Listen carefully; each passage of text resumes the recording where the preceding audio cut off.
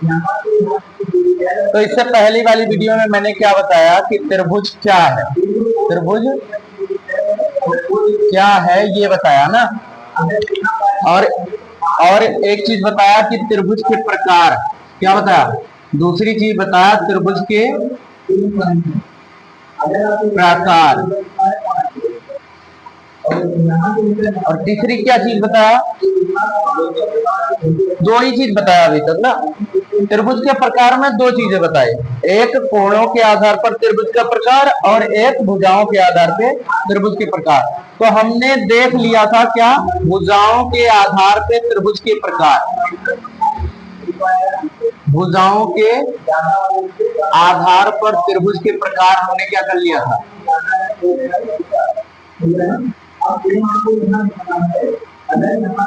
प्रकार हमने पढ़ लिया था।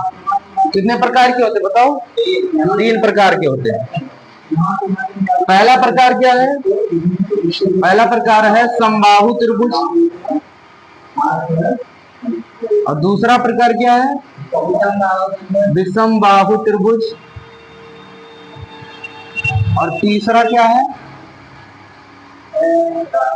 तीसरा है समद्विबाहु त्रिभुज।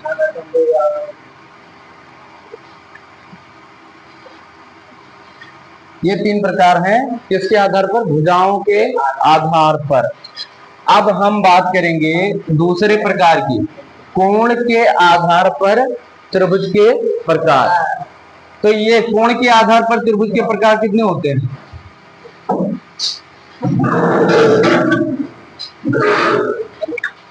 कोण के आधार पर त्रिभुज के कितने प्रकार होते हैं, 3 होते हैं। कितने होते हैं, 3। तो पहला प्रकार क्या था, पहला प्रकार था समकोण त्रिभुज। कौन सा त्रिभुज, समकोण त्रिभुज। अच्छा, समकोण त्रिभुज कैसे बनाते हैं हम, समकोण त्रिभुज देखो हम बना रहे हैं, देखो ए बी सी। समकोण त्रिभुज में क्या होता है, एक कोण जो होता है वो 90 अंश का होता है। जैसे कि यहाँ पर ये वाला देखो कितने अंश का है, 90 अंश का कोण है। समकोण त्रिभुज में एक कोण 90 अंश का होता है, बाकी 2 कोण किसी भी मान के हो सकते हैं, ठीक है। तो यहाँ पर एक कोण 90 अंश का होगा, और इसमें जो भुजाएं होंगी इनका कुछ नाम होता है। तो ये जो सीधी ए बी भुजा है इसका क्या नाम है, इसका नाम है लंब, या उसे ऊंचाई भी कह सकते हैं, ठीक। और ये नीचे जो बीसी भुजा है इसको क्या कह सकते हो, आधार। जो इस तरह से होगी, मतलब बिल्कुल नीचे जो होगी वो क्या होगी, आधार होगी। और जो ये सबसे लंबी भुजा होगी, जो सबसे लंबी भुजा होगी ये क्या होगी, ये होगी कर्ण, ठीक। अब इन तीनों भुजाओं के बीच एक संबंध होता है जिसे कहते हैं पाइथागोरस प्रमेय। तो वो क्या होता है, वो होता है कर्ण स्क्वायर बराबर लंब स्क्वायर प्लस आधार स्क्वायर। ये होता है पाइथागोरस प्रमेय का वो संबंध तीनों भुजाओं के बीच, ठीक। और यहां से एक चीज क्या पा सकते हो कि एक चीज आपने ये पढ़ा कि त्रिभुज में जितने भी कोण होते हैं उनका योग कितना होता है, 180 है। और बाकी ये समझ गए ना समकोण त्रिभुज क्या होता है। समकोण त्रिभुज जिसका एक कोण क्या हो 90 अंश का, उसमें ये रूल लगेंगे, अगर भुजाओं को ज्ञात करना, कोई 2 भुजा पता है, एक भुजा ज्ञात करना है, तो ये पाइथागोरस प्रमेय निकाल के लगा के तुम निकाल सकते हो। अब इसके बाद हम दूसरे प्रकार की बात करेंगे। कोण के आधार पर त्रिभुज का दूसरा प्रकार क्या होता है, न्यून कोण त्रिभुज। न्यून कोण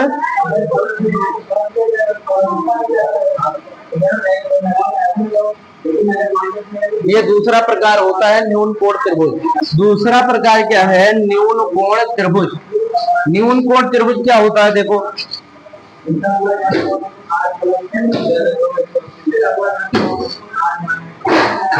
न्यून कोण त्रिभुज जो होता है वो ऐसे होता है,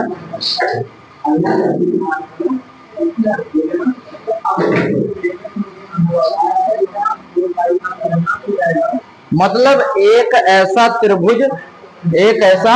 त्रिभुज जिसमें कोई भी कोण 90 अंश से अधिक ना हो। एक ऐसा त्रिभुज जिसमें कोई भी कोण क्या हो, 90 अंश से अधिक ना हो। हर एक कोण, जैसे ये ए हुआ, बी हुआ, सी हुआ, तो ये क्या होंगे, 90 अंश से हमेशा ही छोटे होंगे। कोण ए कामा कोण बी कामा कोण सी, तीनों क्या होंगे, 90 अंश से छोटे होंगे। ठीक, तो ऐसा त्रिभुज कौन सा त्रिभुज होगा, न्यून कोण त्रिभुज। न्यून कोण त्रिभुज में कुछ खास बात नहीं है, यही जानना है बस। ठीक, अब अगला प्रकार बात करेंगे, तीसरा प्रकार जो है,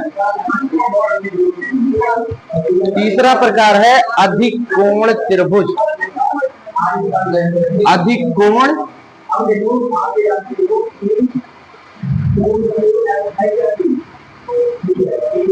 अधिक कोण त्रिभुज क्या होता है ये समझो।